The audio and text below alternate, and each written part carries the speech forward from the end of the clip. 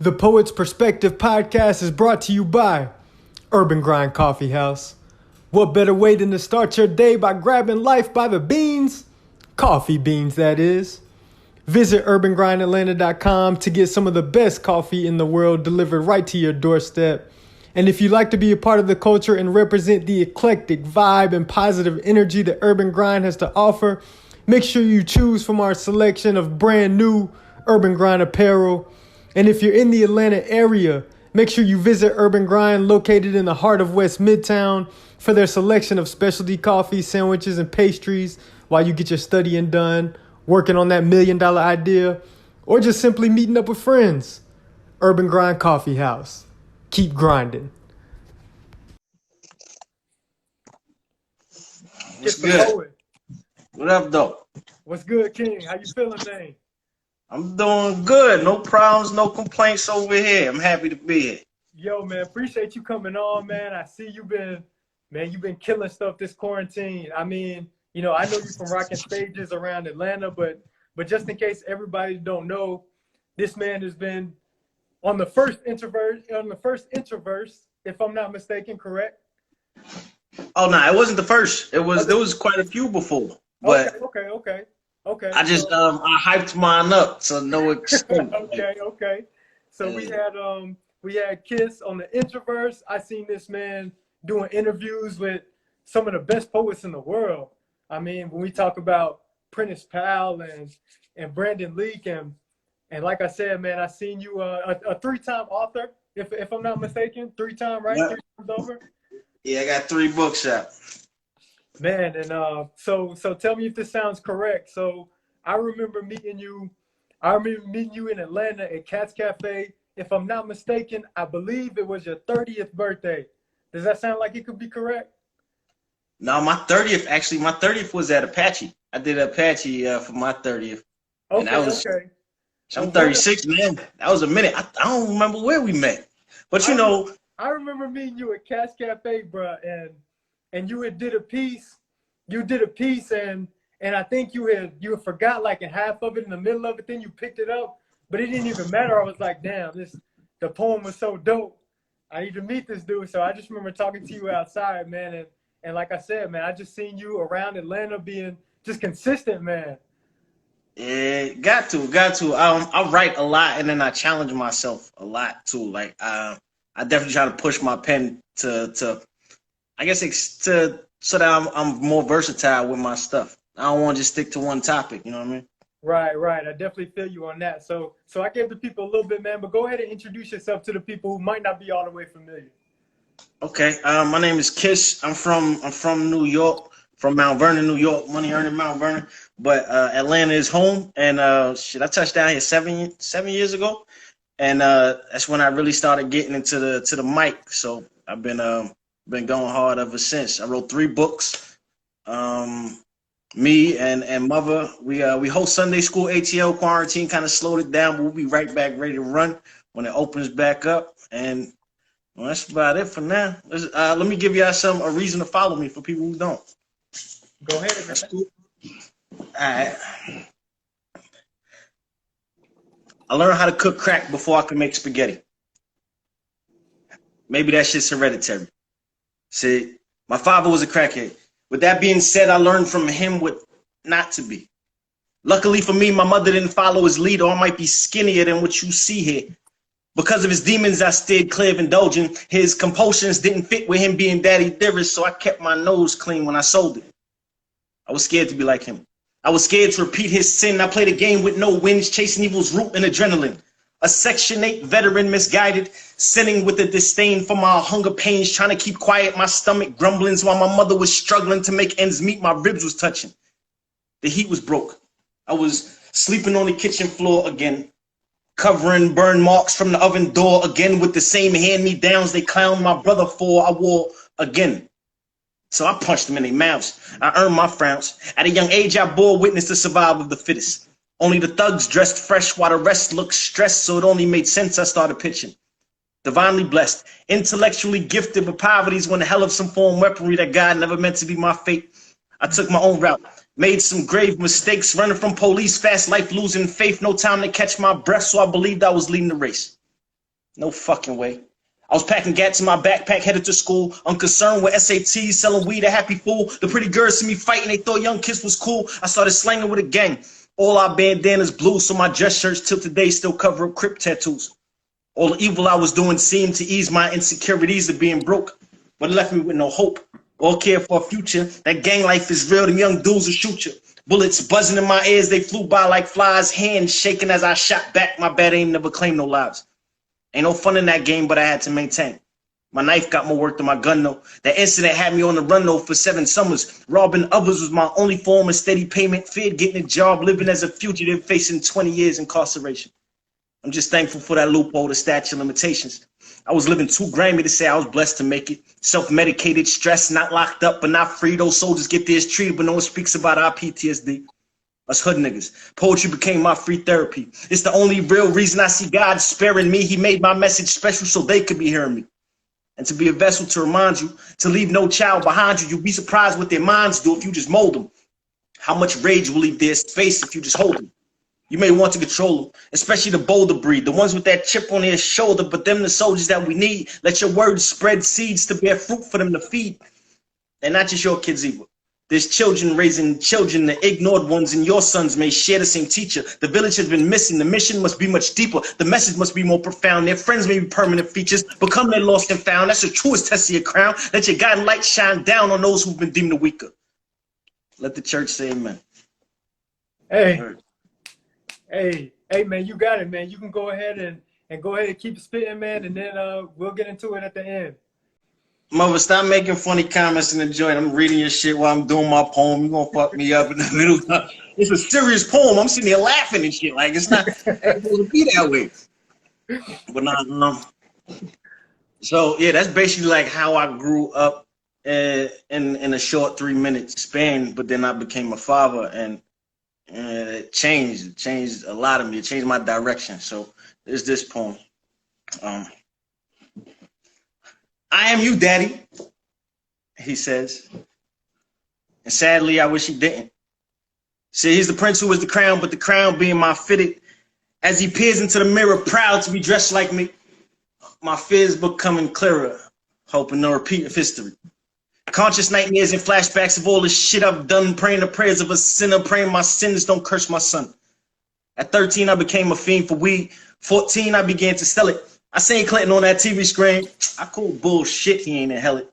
Crack is whack, no doubt about that, but it kept my pockets fat, young and black, stage strapped, no heart intact, little Iraq, my habitat. Hood fame I craved and eventually claimed. Before this age, knew I'd be caged on the grave, see I was blinded to other ways. Turn the page, life changed since my son hit the stage. Hope his last name don't make him act the same. A womanizer, disguiser of emotions, women's feelings I never felt. Lies like other guys, his mom was a prize. Another notch under my belt. I did girls wrong, going strong for them thongs. I used most women as toys. Now ashamed of my games, I'll admit to my blame, but thank God I've only made boys. Can he be a doctor if he comes from a gangster? Because he comes from a thug, can he not be a banker? For his future, I'm hopeful. To the Lord, I do thank him. Now his heart finally works. My little man, the pacemaker. I want him to be the man that I am, minus all of the flaws. The hunger, ambition, and drive, minus breaking the laws. Positivity is what I see for me as long as he's my guide. Negativity is no longer my reality. He is my joy and my pride. A role model is what he needs. Although he is my best friend and a father is what he needs me to be. So I won't be scared when he says it again. I am you. Bird. Hey. Thank you, sir. That's what I'm talking about, man. Like I said, hey, man, the floor is yours, man. Go ahead and keep that energy, bro. All right. It definitely, like, fatherhood changes. I think fatherhood changes a man. It changes a boy into a man, absolutely, whether you're ready for it or not. Some run, some stay with it. You know what I mean? So, but it's trying. And, you know, if you're going to man up or you ain't, do what it is. I'm going to switch tunes. I'm going to show the versatility. You know, I said I like to push my pen, so I'm going to switch cues real quick. Hey, go ahead. She got this aura. Not sure where I felt it before. It feels like living life on the shores long before the diaspora. Like African drums playing trap music. Bare feet with beads, crip walking on the scene. The daydream of you is that lucid. Like someone took a huge crock pot, added in some black girl magic, a heavy-handed sprinkle of some ratchet, throwing something classic, all the weed you need, some twerking, some hard working, not certain the recipe, but it was made with love. What a sight. The past and present reflected the evolution of the revolution. The future is looking bright. She's all right. And her story sounds like mine. Her climb begun from the slums, tough times produced the root of the gumption that makes her function. She's divine. True, she is beauty, but who you do see just nicks the surface. I feel her purpose, perfectly imperfect and worth it. To keep a smile on her face, I work to deserve it. Looks and books, eyes and drive, thoughts and thighs. She's the prize, but fear no competition, because it might be right, and if it's right, I'll fight to make the sparks ignite. Happiness the mission, no one else in sight. I can dig the vision, but sadly, I don't know her, so I'm left looking for a diva I can trust with my visa. Not like, yeah, them shoes are cool, but now how are we gonna feed us? My job won't let me smoke, but she'll let me roll her reefer. One who knows I got these shows, so she ain't tripping when I leave her.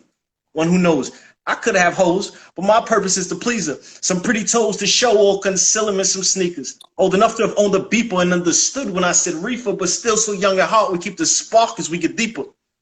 I do not know this girl. She be my world when I greet her. One who knows the peaks of love, but when we speak, the peaks get steeper. During the week, she's on the run, but on our weekends, her knees get weaker. She knew I played the previews, but in my life, she played the feature.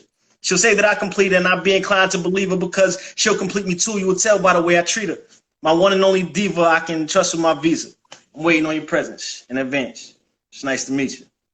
Hey, man. Hey, Kiss, man. Talk yes, to me, sir. man.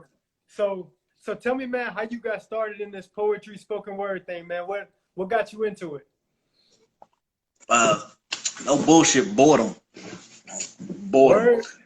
Yeah, I was running the streets and shit when I was younger, and then my aunt called me up. My aunt called me, and I grew up in New York. My aunt called me, and she was like, "I had a bad dream about you. It was a dream you died." So. And my aunt got money. She got bread. She lived in Jersey. So she was like, you got two choices. You can either come out here, live with me, work and go to school, or I'm cutting you off forever. So I was like, shit. All right, Aunt Pat, when you pick me up. So my Aunt Pat picks me up. She comes to the hood. Like, I lived in the trap, like, for real. And she comes, picks me up.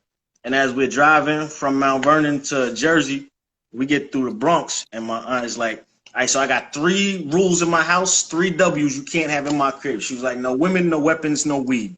So I'm like, all right, no women, no weapon, no weed. How the fuck am I have fun? Like that's what I do. What are you talking about? Super straight. Right. Hey, so that's terrible. So she told me them rules, and then I was like, all right, I'm Pat, pull over.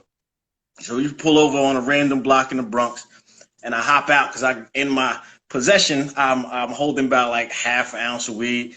And then I got like an ice pick that I used to carry around. So I dump it in the garbage can. We finished taking off to Jersey.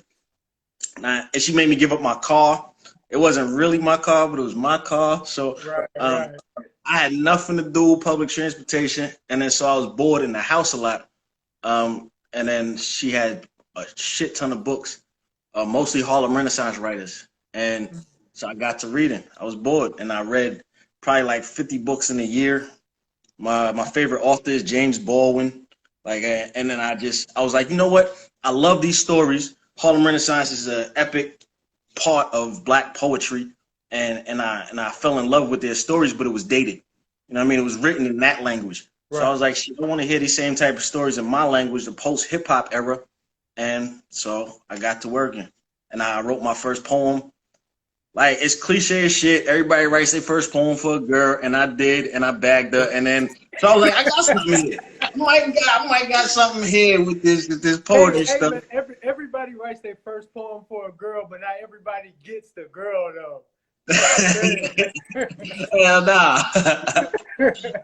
So it's cliche as shit, but I bagged her, and then it was like, she didn't believe it was my first poem, but I bagged her, and then after that I started thinking in rhyme. Okay. Like I had to write, like I had to get it out, and I accumulated about 7 years worth of work, and then in that time period I had my son. I joined the Navy. I got out the Navy, so I was like, I need something that's going like a collection for them to look up to. Because I got two sons, so I wanted a collection. I needed a collection for my sons to look up to. And then I got out the Navy. They were living in Georgia at the time, so I packed up everything that I own. I don't know shit about Georgia, and I was like, fuck it. I put my book out, published it, and then I came out to Georgia. And then I figured, ain't nobody gonna know I got a book unless I perform. So then I started hitting the stage. I hit Apache. I hit Apache running too. I think I lived in Athens. Apache was the first place? Yeah, because it was the only place that I knew. I just heard about, I talked to people. I was like, I'm moving to Georgia. Where do I go for poetry? And it was like Apache. So I was like, all right. I lived in Athens at the time, so I drove every Sunday from the week I got down here. Every Sunday, hour and a half one way, hour and a half back. So 3 hours every Sunday. And I hit Apache hard. Like I would go to the joint and I would be like, all right, let me sign my name on this list. And then I'll talk to the host. I'd be like, so can I put my name anywhere on the list? And then I want to close out too. Like, can I put my name last? So every Sunday, if I'm gonna drive 3 fucking hours, I'm gonna make it worth it. So, and then I'm trying to sell books too. So I put my name on the list twice. I did that shit for like 6 months, and then I got my first feature at Apache. So like I hit the ground running. Hey man, that's awesome, man. So that kind of brings me to my next question, man, because I mean, even since I've known you for the last few years, just seeing you running around, it's been a lot of spoken word artists like come and go. And I put your name like, I put you up there with I'd say you a vet in the game. I put you up there with the Georgia Mees of the world, the Red Storms of the world, you know what I'm saying? Like Abyss, I put you up there. So what keeps you going?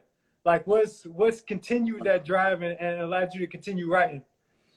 Well, first, that's an honor to be in the same sentence with any of them because they've been doing it for years. Def Poetry, that's what inspired me. And that's like before, when I was living in Jersey and I first started writing poetry, I went to a random ass open mic because I figured I wanted to try it.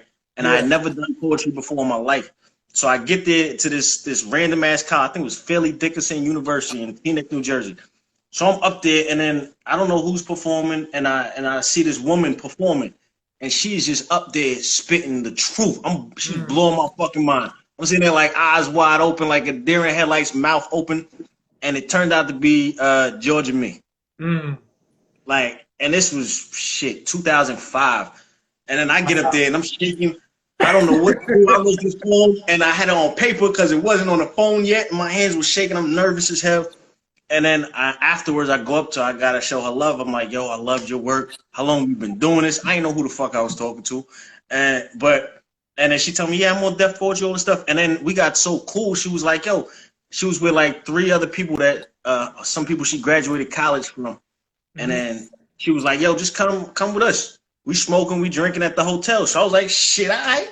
So the first night I meet Georgia Me, we end up sleeping in the same hotel, like together, smoking and drinking and doing poetry all night. Fucking nuts. And then I don't move down here till 2013. And then I meet her again, but we kept in this little touch over the years. But so then like I look up to these people, like they started my career for real. And then now like to even just be open and holding the same stage with them, it's phenomenal. It's dope. So like just being around them inspires me to keep writing. Just like to keep pushing my craft. And like I don't want to be put in a box. So like I write a lot. I challenge myself. I do haikus. I do alliteration. I focus on different parts of actual poetry instead of the spoken word part because like I said, my foundation in poetry is literary. Okay. So I learned from Harlem Renaissance writers initially, and then so that's my foundation. It was a hard transition. I wrote for 8 years before I ever hit a stage. You know what I mean? So like the performance aspect was something learned, but the writing is something that I just kept doing and I keep doing. I can't stop it. It's like the whisper, people have an internal voice in their head. My shit rhymes. So I gotta push that shit out. Hey man, I know you talk a lot about like putting in 10,000 hours. So I think that's part of it, man. It's like once you get to a certain level, your mind just gets rewired completely to where you're thinking in poems, you're thinking in terms of like what you're gonna write. So that's amazing, man. It seems like the things that happen. I mean, you don't just fucking run into Georgia Me on your first open mic and end up kicking it. Like, so it's almost like divine. Like this is for you, bro. Like. Like this is your path. That's amazing, man. So I know in one of your poems you talk about how poetry is your therapy. And when was it? Was it a point where you realized, okay, this is what I need to be doing? Was it a particular point, or was it just something like over time? It was a particular poem, actually. I like I said, I started writing and then I just kept writing in rhyme. But then like before any poem, I wrote my first poem at 22, Okay. and I turned Crip at 15, and I started selling weed for them at 14.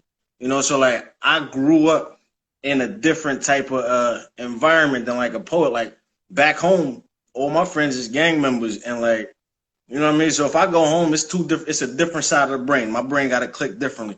And then now I come out here and all my friends are poets. So it's it really is a different part of the brain. And I'm going off on a tangent. What was the question? Oh, It was, I remember. I remember.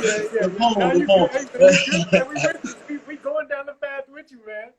So like that's the lifestyle, and then in that, you know, there's only two ways to get out. I'm blessed. I don't take it for granted at all. Like I know exactly.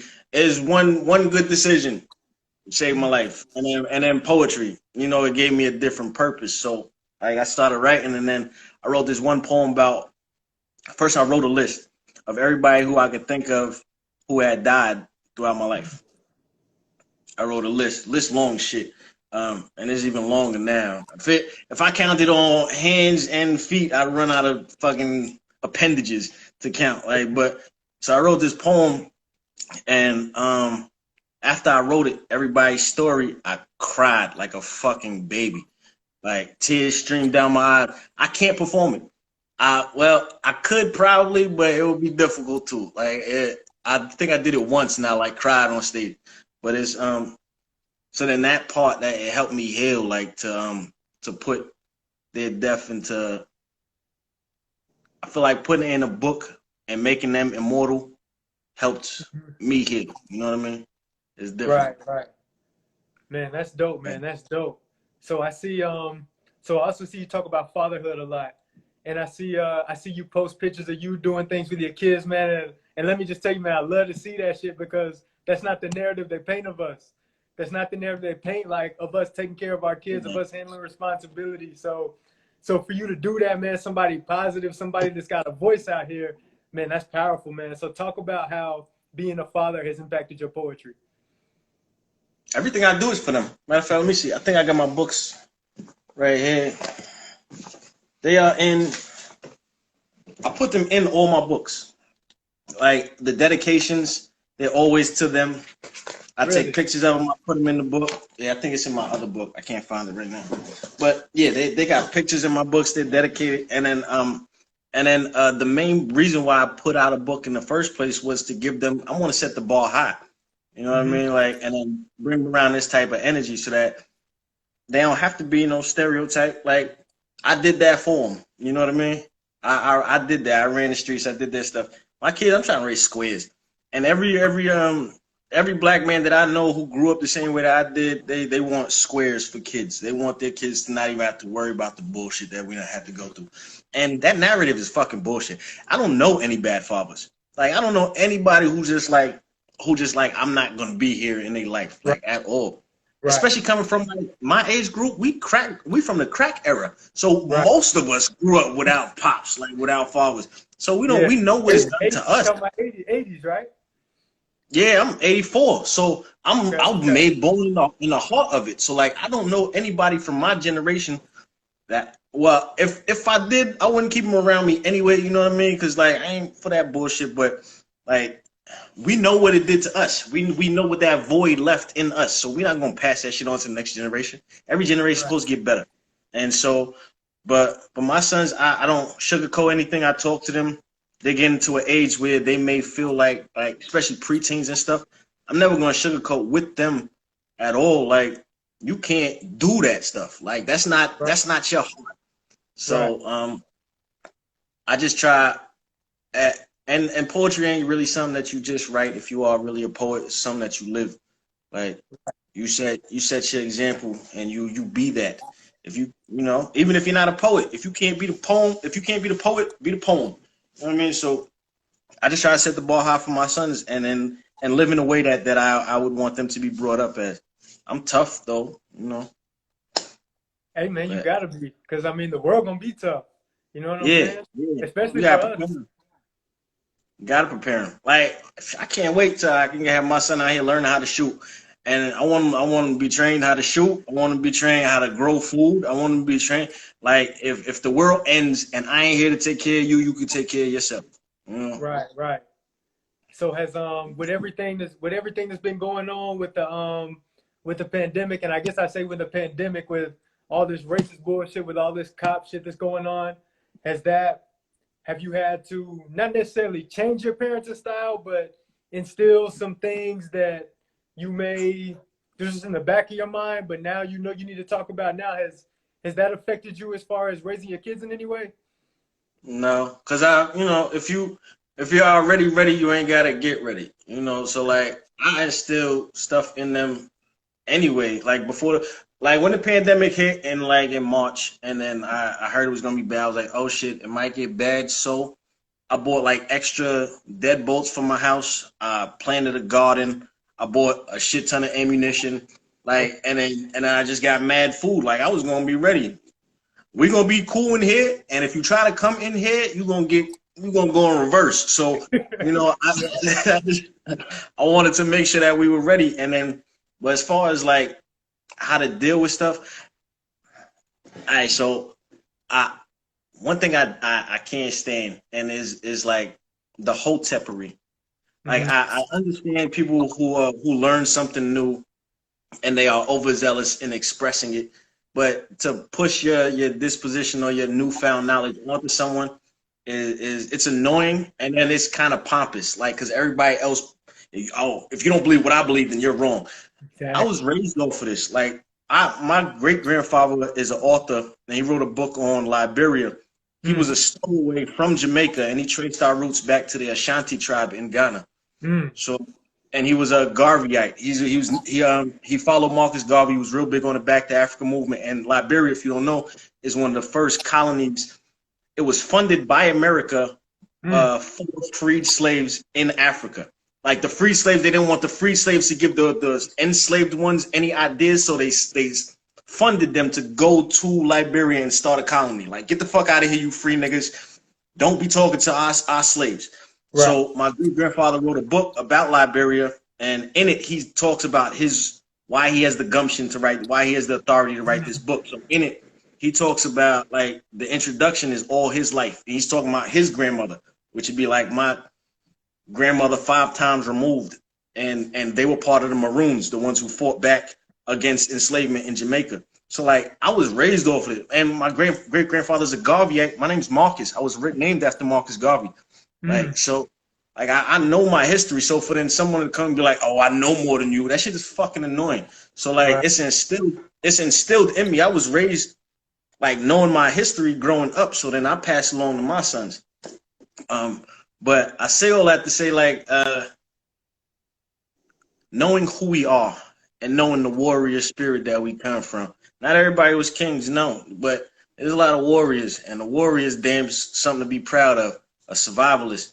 So I instill that into my kids, and some things just never change. Some things won't. Like if you are a warrior at heart, you're gonna be a warrior 100 years from now. That energy, it definitely transfers. Facts, facts. Man, that's powerful, man. Hey, man, that's some real shit, man. I can sit up here and talk to you all day, man. But yo, I got one more question for you. So I seen,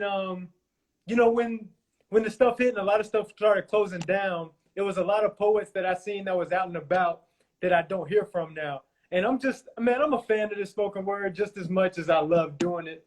So, I be following you. Like, I'm sorry if it sounds like some weirdo shit. So I follow your moves, man. Just online and shit. I'm Nah, sorry. nah. Um, and but it seemed like it's some poets that once this shit hit, they were able to transition and still find a way to keep it going, to keep their momentum just like that. and you seem like one of them poets, man. Like you didn't lose no momentum. If anything, I actually seen you gain momentum as far as all the platforms you've been on and everything you've been doing, man. How was that a transition for you? Was that even a thought of your mind, or was it just something that just happened? No, it was absolutely a transitional period. Like it started in March. I didn't really start doing anything online until maybe like June. My main focus was take care of home, and Okay. like I chilled, like and you know everything should be strategy. So like I specifically chose where I wanted to go. I reached out to certain people, but for the most part, I was chilling. And then mother started her online open mic on Mondays. I was pushing her stuff. Like I really wasn't doing much. We had so many plans, but I was just in a different headspace. I Right. wasn't writing. I wasn't doing nothing. You know, I was just working and trying to figure out how things were gonna go going forward. But then I hit the ground running. You know, like I definitely tried to get everywhere that I could be. I hop into other people's mic, and for real, this thing is a blessing. Depending on how you look at it, because now I'm able to share stages and mics with people that like across the country, across the world. You know, Right. so like people who would never heard of me, like they're like, hey, what's up, Kiss? That's Kiss right there. Gain followers, all that stuff. So when it is over, you know, like I think any poet who really is about their business, and because poetry, yeah, is cool that to express yourself and stuff, but there's a difference between poetry, the community, and poetry, the industry. Facts. And if you want to make money off, because I don't believe in being a starving artist. Fuck that shit. I like nice shit. Man, I feel you. Um, Hey, you I know, feel you on that. fuck that. So like Exactly. if any artist is not everybody should absolutely be planning like shit. I'm gonna link up with this person over here and then set up a tour for yourself. Like if Right. I know somebody who's doing mics on here in Florida and I know somebody in North Carolina and Maryland and fucking Jersey, I'll take a trip after this and just do a coastal like a tour for yourself. Sell some, bring some merch out, get some money out of this thing. Right. Like plan it strategically. Hell no. But no, I didn't start the pandemic off like running. I wanted to make sure everything was good at home. And For sure. then when I did get my foot out there, it was like, all right, I don't test the waters. I'm just gonna jump. I'm just gonna jump in the water head first, and I don't know if it's deep, I don't know if it's shallow, and I could swim a little, so we're gonna make it happen. Hey man, well shit, dive in. You definitely did that. Hey man, I appreciate everything you're doing out here. I appreciate your voice out here. I appreciate what you portray, man, because like I said, the media and all these mainstream shit, and even not even mainstream, even just regular shit. We don't always portray ourselves in the best light, but you a real stand-up dude, man. I appreciate it. You taking care of your shit, man, and you showing people how to do this poetry thing and not be a starving artist. So man, I appreciate you and everything you stand for in the poetry community, man. Thank you for everybody who rocking with us. I'm with Kiss the Poet. I got his Cash App posted at the bottom of the screen, so please donate to that. Support the artist. Kiss, tell everybody where they can find you, what you got going on, where they can find your books, whatever you got. Some final words for the people. I am Kish the Poet. You can follow me. Click that little thing up there. If you want to buy books, there's a link in my bio. I'll send you to all three of my books. I sometimes co-host with Mother the Creator every Monday. She hosts an open mic online. You can follow her and get in. I post about it a lot. And we also, I'm half a Sunday School ATL. Me and Mother co-host. And we'll start that back up when pandemic is looking a little more safe. Right, Other right. than that shit, let me close out with a poem or something. Like I don't really. Yeah, hey man, hey, go ahead, man. Hey, it's your world, bro. Hey, actually, matter of fact, before you do that, you mentioned the Sunday School ATL because I know y'all had it popping at the spot. I can't remember what it was called, but you know what I'm talking about. Yeah, Like yeah, the outfit. yeah, yeah. So I'm not sure what happened to that, but that shit was dope, man. Y'all had that shit rocking for the few Sundays that it was. Appreciate. Is there any chance that that's coming back? Oh, it's absolutely come back. It's just gonna be a different location because you know poetry and business are two different things. You learn as you go. Okay. Not every experience is gonna be a good one, but you learn from everything. And but we'll definitely come back. We're gonna be doing it somewhere else. Okay. Okay. Cool. Cool. But Soon. yeah, you can close this out as you see fit. All right. Lord, forgive me, for I've sinned over and over again just to stay on top. I recall memories filled with sin over and over again and again. They try to tell me I'm crazy. Shit, maybe. Like something's wrong inside of me. Probably. Like how did this potential child prodigy become proficient in armed robbery? I tried to tell him I got God in me, but I wouldn't wait for him to save me. A short dude with a short fuse, hungry for money. That Napoleon petroleum gassed up to chase that fast buck. A strange fruit bruised. No, honey, would you who do still love me if I didn't choose this podium to change my luck? Who gives a fuck? A wordsmith with a Smith & Wesson, strictly for protection. Second Amendment rhetoric, pick your poison, but learn your lesson. Relevant penmanship that'll end your shit for second guessing. My itchy trigger fingers, quill, skill, betrayal, painting pictures for niggas, distilling fulfilling scriptures. The thug who read a book. They shook. Look at America's nightmare, beware, they don't fight fair. Founding fathers was fucking crooks. But they scared of me. How can they be? In the mirror, Captain America more resembles Captain Hook. To the natives, they were rapists. Then they land got took. To the darker races, they were slavers. Behold, America's greatness will treat you like equals. Just be patient. Mass incarceration took its place. The currency currently reflects racist faces. But they try to tell me I'm crazy. Shit, maybe. But since they're already gonna blame me, I'm gonna make sure that they pay me. My trials versus their denials. Behold, Babylon's wild bastard child. I am what they made me. They'll say, get over our disgrace like they can't relate to our distaste, but they're the cook. Last laughter was at a massa, new chapter, same book. So, Lord, forgive me, for I've sinned over and over again just to stay on top. I recall memories filled with sin over and over again and again.